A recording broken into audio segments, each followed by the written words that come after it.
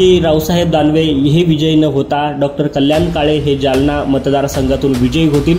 नमस्कार मंडळी, स्वागत आहे आपलं ट्रेंड मराठी या लोकप्रिय यूट्यूब चॅनलमध्ये। आम्ही तुम्हाला दाखवत आहोत ओपिनियन पोल जो प्रशांत किशोर यांनी तयार केलेला आहे। काल मतदान झालं आणि मतदान झाल्याच्या नंतर आता नेमकं विजय कोण ठरू शकतं, विजयाची सलामी कोणाला मिळू शकते, या सगळ्या विषयीचे जे काही अंदाज बांधले जातात ते ओपिनियन पोल मध्ये बांधले जातात आणि हेच ओपिनियन पोल आम्ही तुमच्या समोर मांडत आहोत। नेमकं कोण विजयी ठरू शकतं अशा पद्धतीची जे ओपिनियन आहे तर तो ओपिनियन तुमच्या समोर मांडतोय। जालना जिल्ह्यामधला हा ओपिनियन पोल तुमच्या समोर मांडला जातोय। खऱ्या अर्थाने विचार करायचा झाला तर जालन्यामध्ये 3 उमेदवार तगडे होते। एक म्हणजे कल्याण काळे, रावसाहेब दानवे आणि दुसरं नाव म्हणजे अपक्ष उमेदवार मंगेश साबळे यांचं होतं। मंगेश साबळे यांनी सुद्धा जो काही वारं फिरवलं होतं शेवटी ते वारं सुद्धा खरं तर वाखाणण्याजोगं होतं आणि नक्कीच या माणसाचा विजय होईल अशा पद्धतीची आशा भावना सर्वसामान्य माणसाची होती। परंतु तरी सुद्धा ओपिनियन पोल मध्ये मंगेश साबळे यांचं नाव अजिबात कुठेही पाहायला मिळत नाही। दोघांमधलीची लढत पाहायला मिळते, एक म्हणजे कल्याण काळे, डॉक्टर कल्याण काळे आणि त्याच्यानंतर रावसाहेब दानवे।